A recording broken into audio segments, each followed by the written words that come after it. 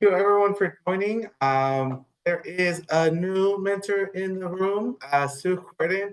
She just started with her mentee last week, and then there is another mentor who will be joining shortly. Her husband Jeff.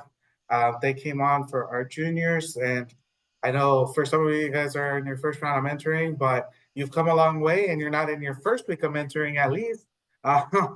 But I will say, I think I was talking about it this morning. The mentor-mentee relationship is a special thing, and the fact that your kids are almost halfway through junior year is crazy.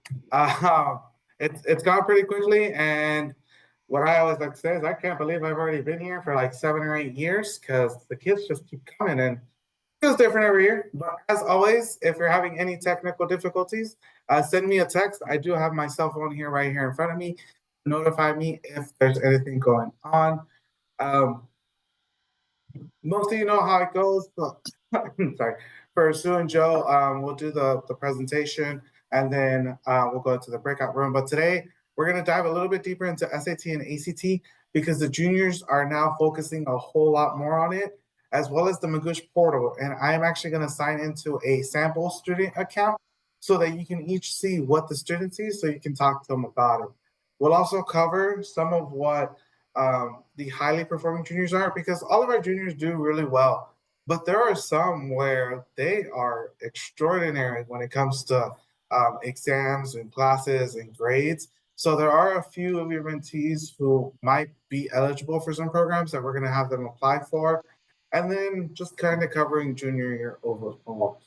I apologize if I caused myself at any time. I had the flu last week, so I am a little bit not 100% yet, but getting back to there.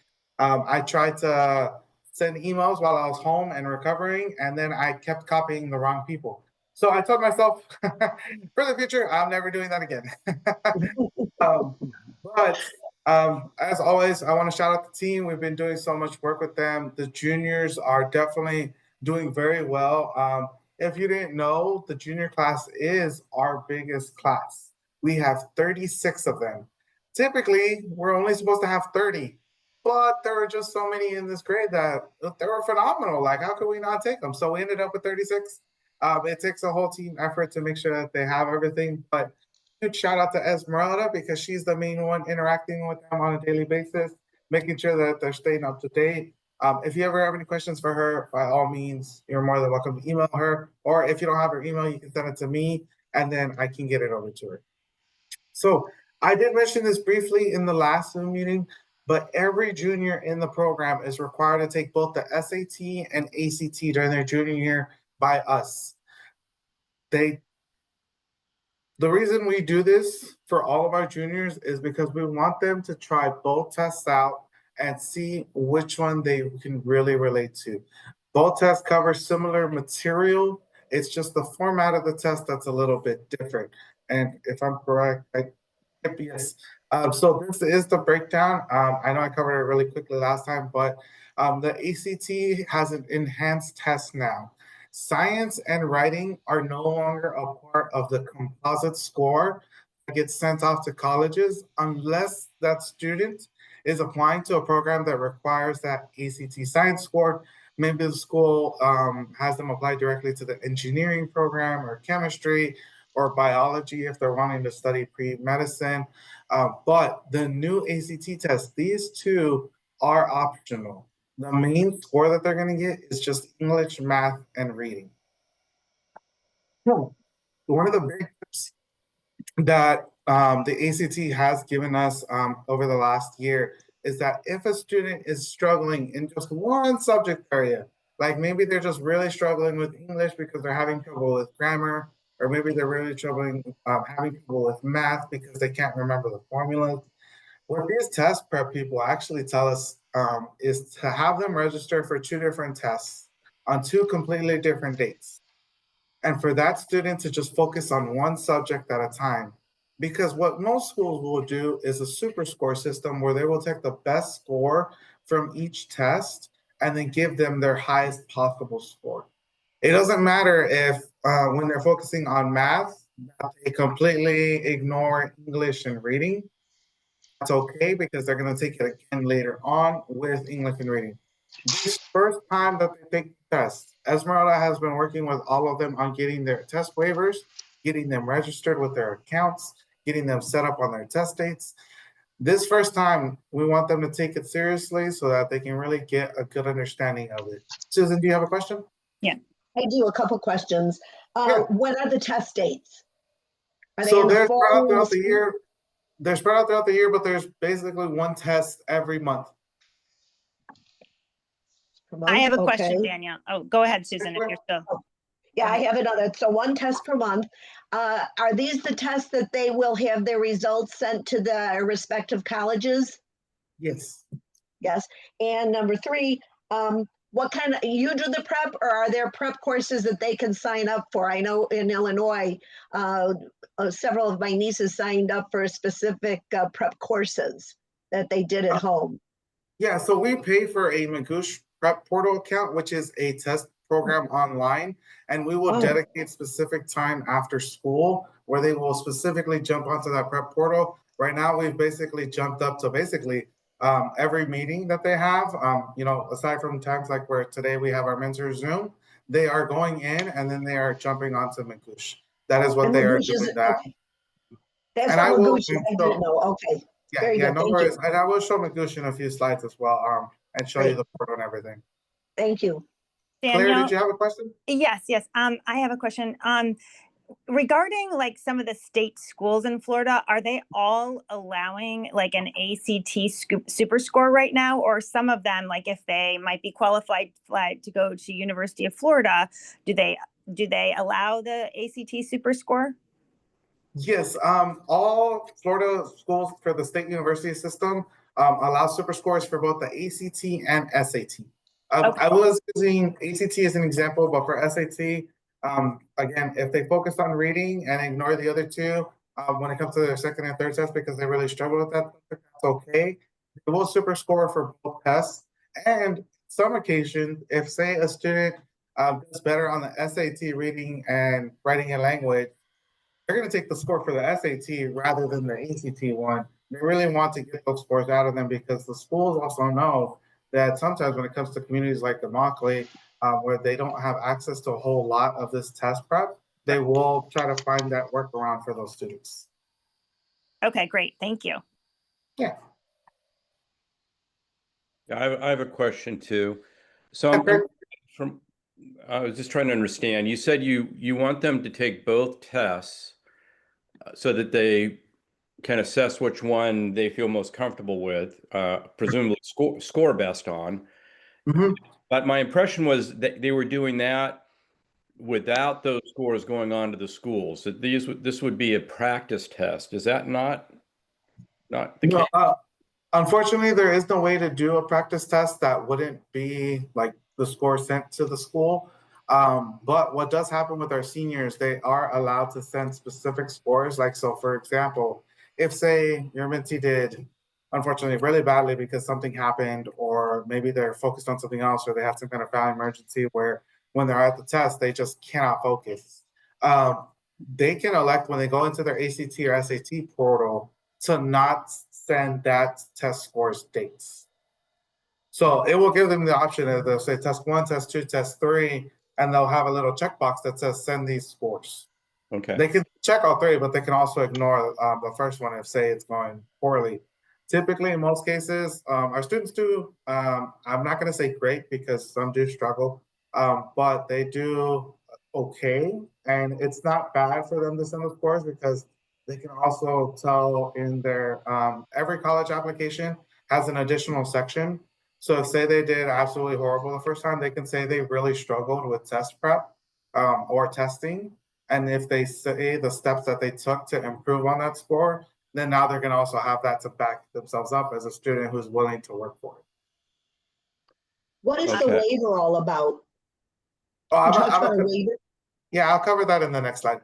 And Khan Academy does have SAT practice tests online. So if they wanted to do a practice test and actually see how they score, and I don't know, maybe Magoosh also has that where they can actually go through an entire test, because that is helpful to kind of like pace yourself and understand like how rigorous it is, and kind of not be exhausted as you like learn to do an entire test. Yes, and I will show Magoosh that they do offer that as well. It's a really cool portal, which is why I keep using it every year, and I'll show that in a sec.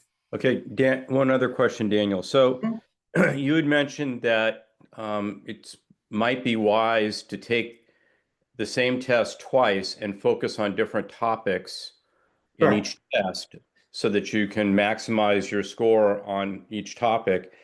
How much direction or coaching do you give the kids? I'm trying to understand what my role is in trying to get them to, I mean, it seems to make total sense to me to take that approach. Do most of the kids pick up on that and go with that, or do we need to be emphasizing it more? How do we manage that issue? So as mentors, what I hope you will encourage with your students is for them to jump on Magoosh as much as they can. If I could figure out how to tell a high school student to do test prep months before their test, I could sell that idea and I would be a millionaire because no one's figured it out. But what we hope to do with this is that it's coming from every angle, because we also tell our parents at the mentor dinner, tell your student to get on Magoosh, tell your child to get to start completing their test prep. Because if they're hearing it from everyone, at least they'll do a little bit more than if only one person is telling them. And as mentors, you'll be able to tell them, focus on that one test section on your second test around or your third test around. And that way you as mentors can encourage them to do that side. And that way they can also take that message and say, I'm not just hearing it from Daniel, I'm hearing it from my mentor, Craig. They won't know that you got it from me, but they're at least hearing it from multiple sources.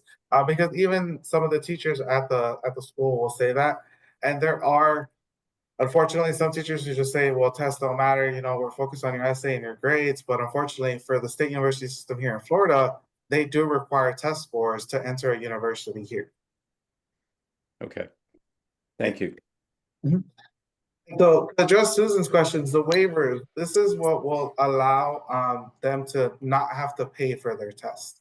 This means that a normal, a normal test will cost between $50 and $75, depending on what they are registering for specifically. For the ACT, they do receive 2 waivers through their school counselor. So all they have to do is message their counselor via Canvas and say, hi, Ms. Gonzalez, or hi, Ms. Gomez. There are 5 different counselors. Each student has a different one based on their last name. Unfortunately, there are 2,000 students at the high school and only 5 counselors. So it, so it is a little difficult sometimes to get a response, but we do have them message them on Canvas, and most of the counselors are pretty good about responding back. For the SAT, this is new. This isn't what we did last year because we did learn some more this summer. And then Collier County Public Schools actually changed its policy. So for the SAT, they can request their waivers through us because we went to a, we went to a small, not necessarily conference, but basically SAT gave a presentation to us and shared with us that we could actually request the waivers directly from SAT and then give it to our students.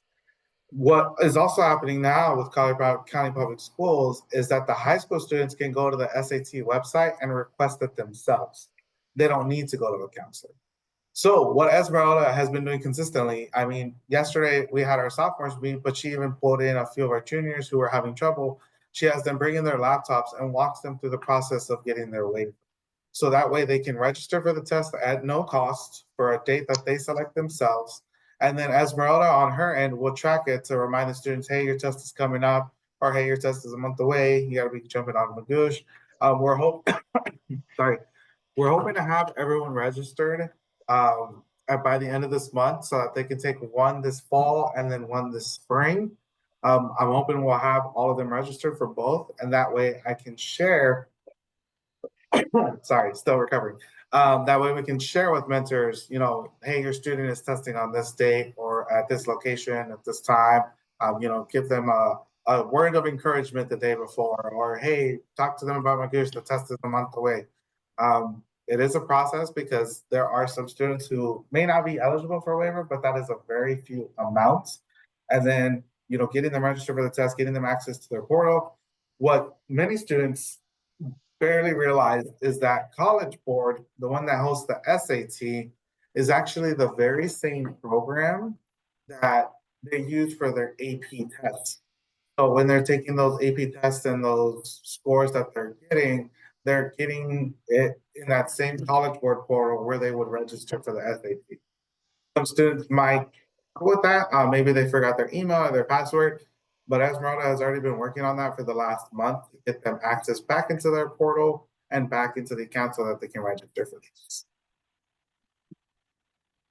And then right now I'm gonna stop sharing my screen so that I can pull up my Magoosh portal for everyone.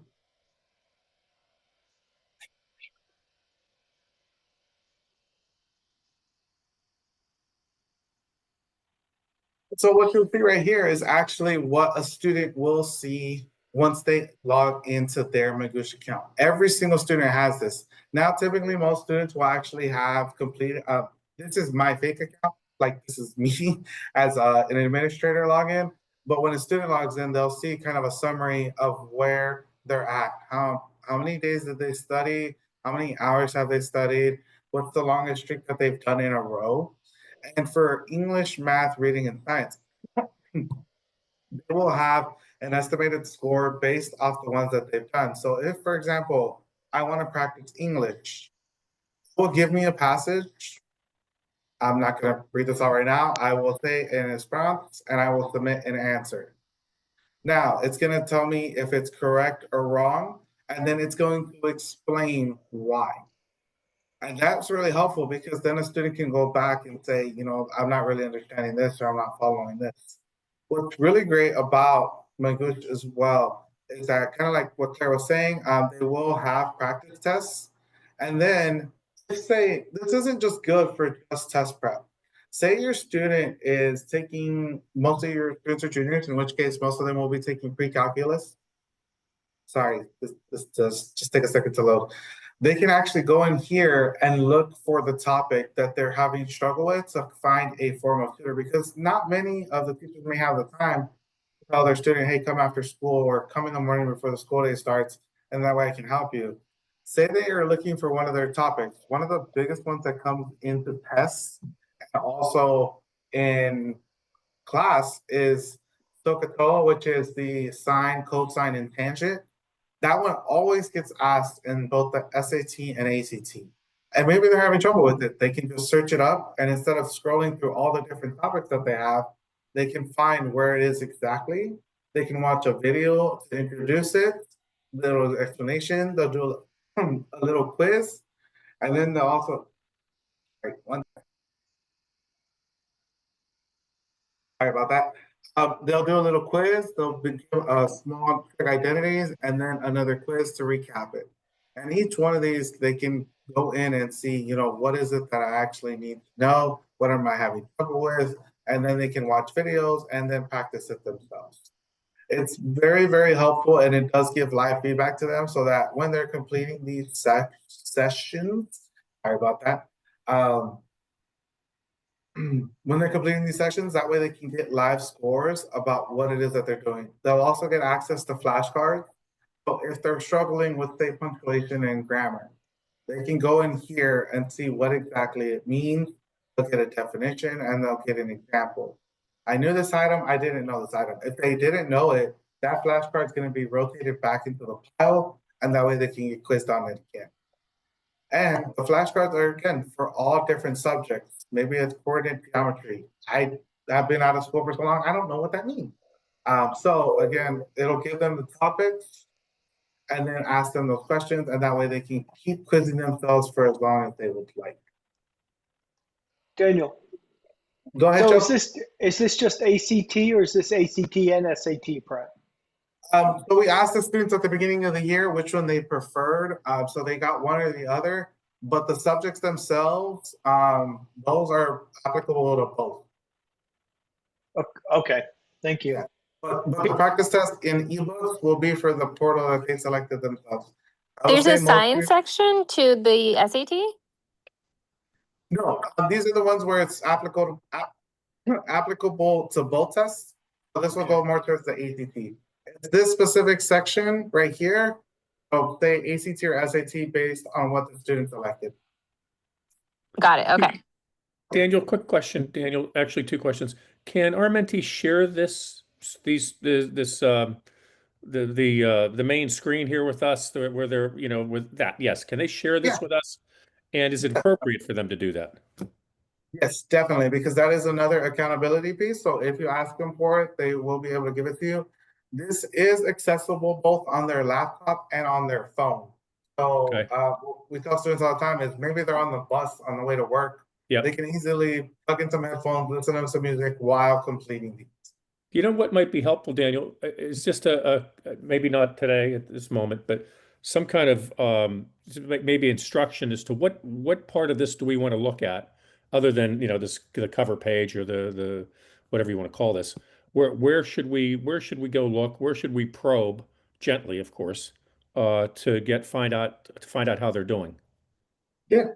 What I'll do is I'll get a student sample and I'll kind of try to do some marks on it. So that way you guys can kind of see, what it is that I look at. Okay. Thanks.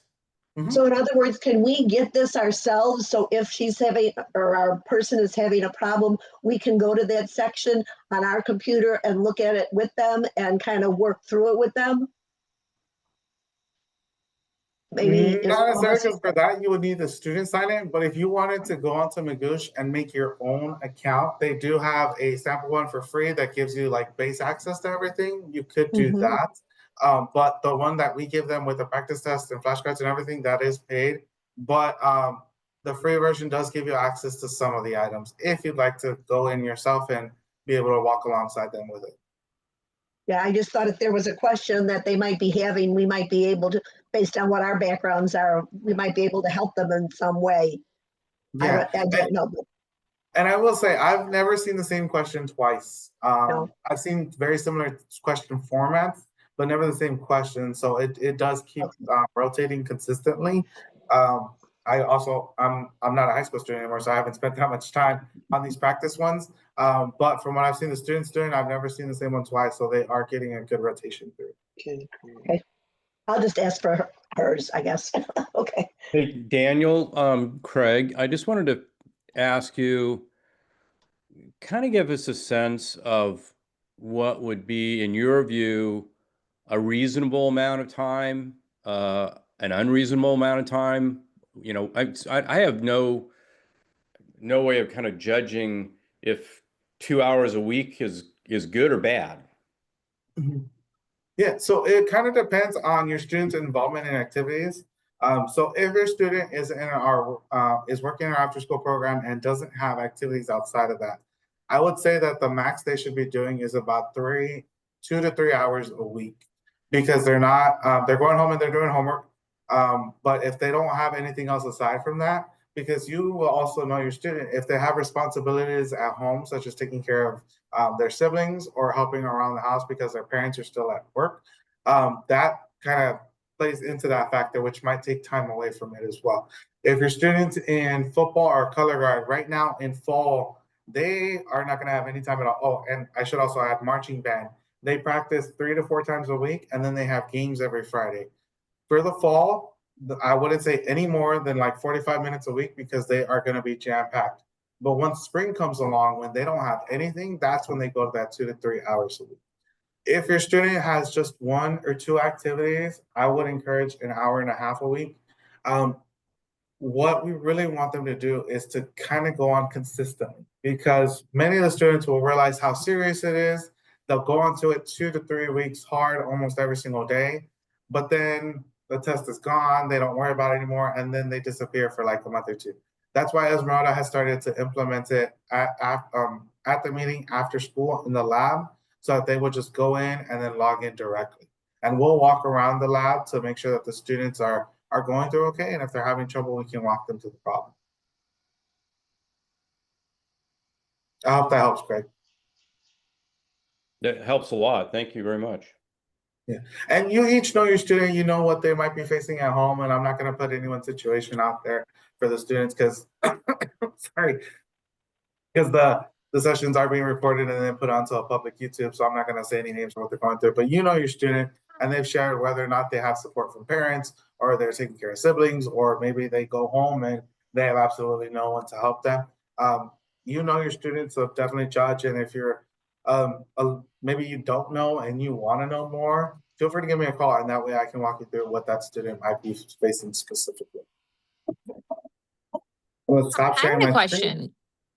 Yeah, go ahead, Priyanka. So, this, you know, and I know this is being recorded, but is there ever a time that you would discourage activities to some extent so they can focus on things? Because I feel like sometimes, you know, it seems like the most important thing could be like color guard, you know, in 11th grade. But in fact, like color guard in the big scheme of things may not be what gets them into the best college and best, you know, score might be what opens a door. Is it possible to be like, you know, obviously they can't miss practices, but potentially like, you know, there's only so many hours in a day. Yeah. Is it ever appropriate to kind of just be like, hey, let's, you know. Oh, Priyanka, I think you accidentally muted yourself. Oh, sorry. That maybe we should be focusing on weaknesses instead of strengths in the college application process, because obviously extracurricular activities are kind of more of a check mark rather than a, you know, it's very unlikely that kids will get a scholarship through just that one single activity. Yeah, so with band and color guard, those two specifically are actually classes on their high school schedule. They will have a period. Band will be band, but color guard, I forgot how it's labeled in the class schedule, but part of their grade is actually going to be their attendance at practice and their attendance at games. Aside from that, the other activities like beta or football or wrestling or interact club or key club or whatever it might be, if it's affecting their class grades or their attendance at school, that's when we have a sit down with them to talk about, hey, you're spending too much time at beta because these are your grades. They've seen a significant dip because you're dedicating so much time to this. Your grades should be most important, and your attendance at school should follow, because if you have enough tardies or absences, you could face credit denial. Now, we've only had that situation happen probably 3 or 4 times in the past few years, and the students have taken that message pretty seriously, and even the parents understand that as well. And then that's where they will cut down on the club, or maybe they'll decide for themselves, you know what, tutor corps is not for me, and I'd rather do this club and these activities and school rather than worry about work. That doesn't really happen, but if you ever see that your student might be spending too much time on, say, beta or key club, or maybe they're spending a lot of time at lacrosse practice, and their grades are suffering, or maybe you see a change in their attitude or their demeanor, let me know. Because when you guys are talking to them every week or every 2 weeks, you will get a lot more out of them than we can in our time span, because we will have a group of them at the time. We do try to have one-on-ones with them, but sometimes it can be difficult. But if you ever hear that and you are worried, let me know, and that way we can have a meeting. Okay, perfect. Thank you. Yeah, and so I will share my screen once here. Give me 1 second. And so that was, oops, wrong button. That was so cool.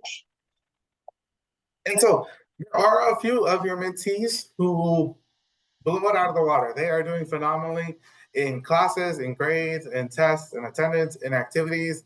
I know there are a few mentees who are doing dual enrollment, like a full class schedule and some high school classes and some activities, and they're still doing phenomenal. And I don't know how they do it, but they do. And so for some of your students who might sound along those lines, they might be considering, we will push them to apply to these programs.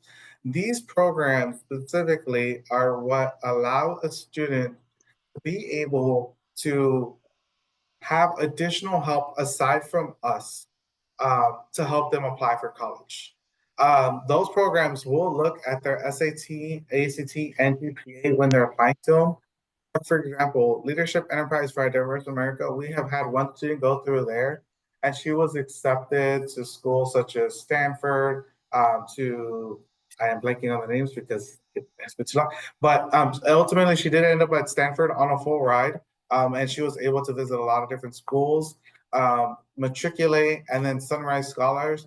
A lot of those programs will actually have one-on-one coaching sessions with the students for about 2 to 3 hours a week. They'll go up the summer after their junior year to participate in a program between 1 to 3 weeks, and they will actually do nothing but college prep, SAT and ACT prep. They will be alongside other students of their caliber with their level of GPA and scores and class levels. These are difficult to get into, so we will only push a select few to apply. But once they get in, we kind of know that they are going to go to a high level school. Sunrise Scholars this past year had accepted 3 of our juniors who are now seniors, and they have already pretty much finished the whole college application season, and we haven't even hit November yet. It is, again, competitive, but we will push a select few. And then if we have selected your student for that, I will give you a call to say, hey, we think your student is eligible for this. We think they will do this very well. This is what we're going to do for the next few weeks. And that way you can also talk to them about those possibilities. We will identify them next month, and then they'll start applying in December because some deadlines are already in January.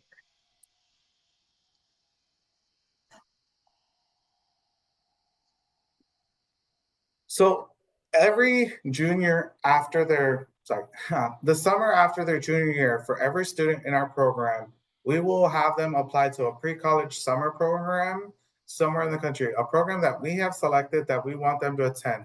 This is the program where we will fly them up. We will cover the cost of the program, the flight, and any expenses related to the program, and they will experience 1 or 2 weeks on that college campus taking, they call them college courses because they are with professors. They're not a college credit course, but they're a course at the college that a professor will give them insight into that career or field.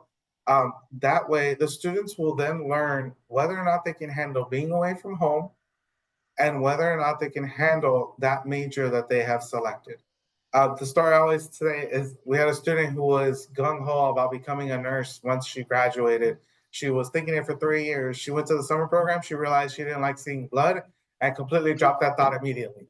She felt bad because she's like, you guys spent this money on me and I realized I didn't want to do it. And we told her that's exactly why we sent you there, because then you got to see that as a junior in high school, about to be a senior, rather than a junior in college when you're about to do your practicals at a hospital or a clinic. These are the 3 that we sent students to last year. St. Mary's in Notre Dame, Indiana, we actually did week 1 and week 2 of their summer program where students were selected either for the first week or the second week. We also took them to Roberts Wesleyan University in Rochester, New York for a week, and then Alfred University in Alfred, New York for a week.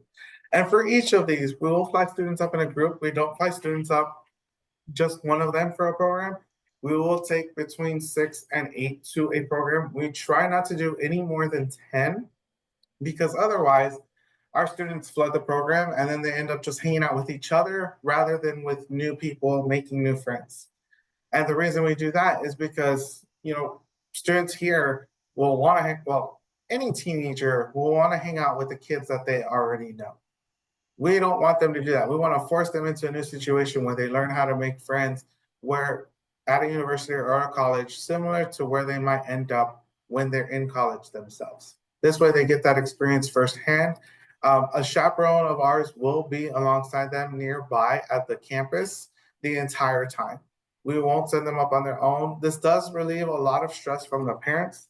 And I will say some of the parents are still scared of sending their student up to this college campus. It happens. That's okay. We guide them through the whole process, through the whole application. We also give them exact details of where the student will be staying, where their flight is at, when they'll be leaving, when they'll be arriving, when they'll be coming back, everything. And then we also give them the chaperone's cell phone number. And we have told the junior parents this already as of last month, because there are going to be some parents who are terrified of the idea of sending their child so far away. And we want them to start getting more comfortable with that idea and getting more prepared. And that way, when it comes to April and May, when we're purchasing flights, I don't have an angry parent. Granted, they're never really angry with me. They're just more terrified than anything, which is understandable. But again, we just guide them through the whole process. Definitely, as mentors, talk to your students about how they feel about the summer program this upcoming year. Are they ready to leave home? Do they feel like they can handle it? Ask them if they even know how to do their laundry, because that is another big lesson that they tend to get. It does happen, and that's okay. But yes, it is a wonderful opportunity for them. Any questions on this before I head to the next? I just, are some of these schools more focused in certain areas? So, for example, Michael's interested in nursing. Would one of these schools be more appropriate than the others? So for each school, they will have a certain focus. So for example, Alfred focused solely on engineering. And so if your students said they were interested in engineering, we would have sent them to Alfred. Roberts had actually a variety. They had nursing, healthcare, social work. They also had graphic design and multimedia platforms, and then psychology. And then St. Mary's had a combination. They had 3 different ones. I believe it was education. They had a STEM one where they actually dove into all the different engineering, medical, and technology fields. And then there was one other major,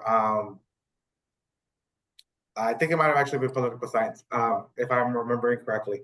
But we will, what the juniors did last year, if you remember, where they did the career project, we will line up those career projects that they did with these programs as well, so that we can make sure that it hits at least one on their list.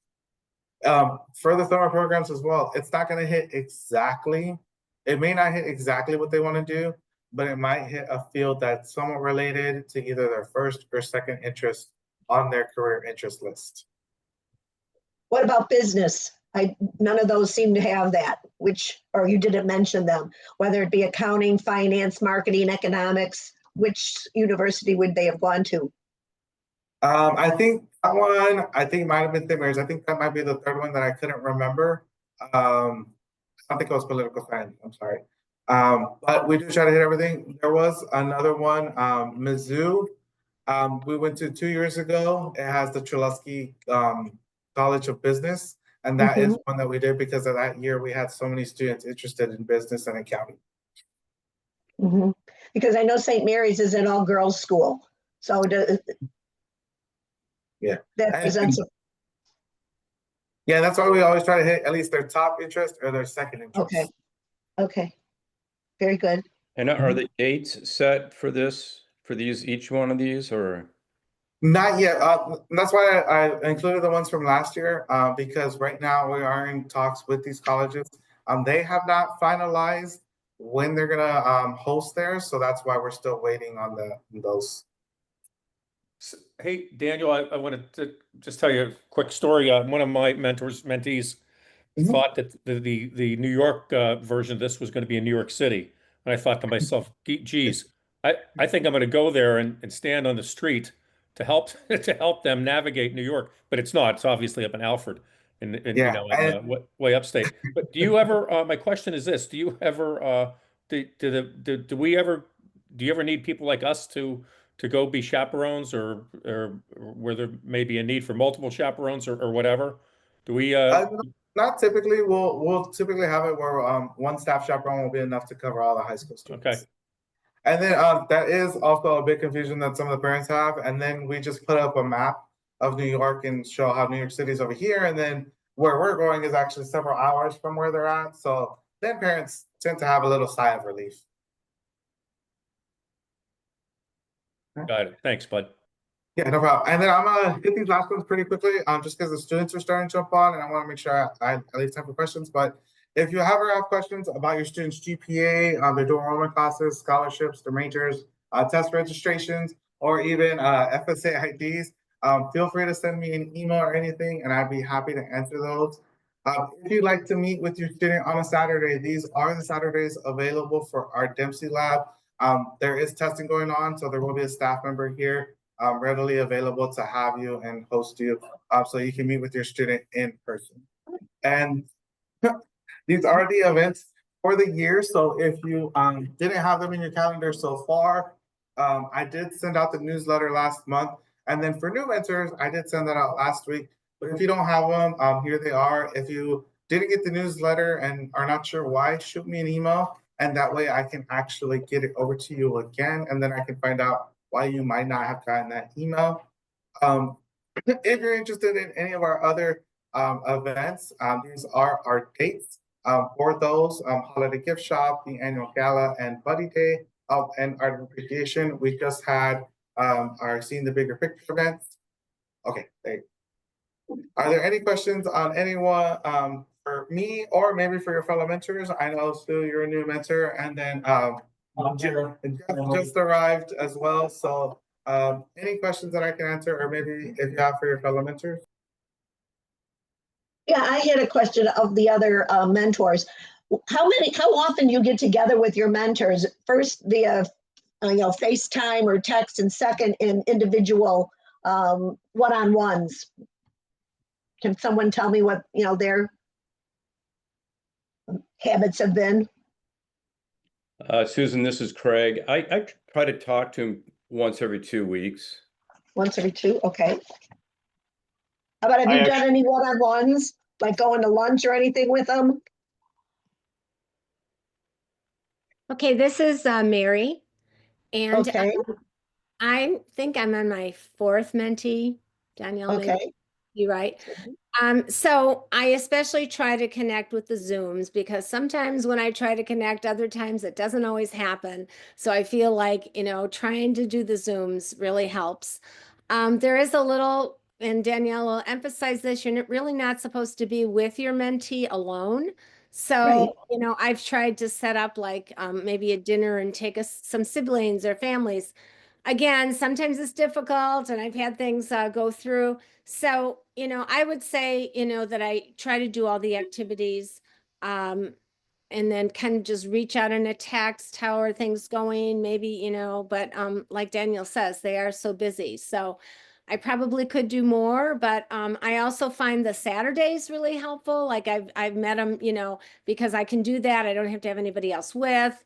I could pick lunch, or, an idea would be for a few of us to get together for lunch, and meet at What the are these dinner. Saturday sessions? Is Yeah. what you're saying?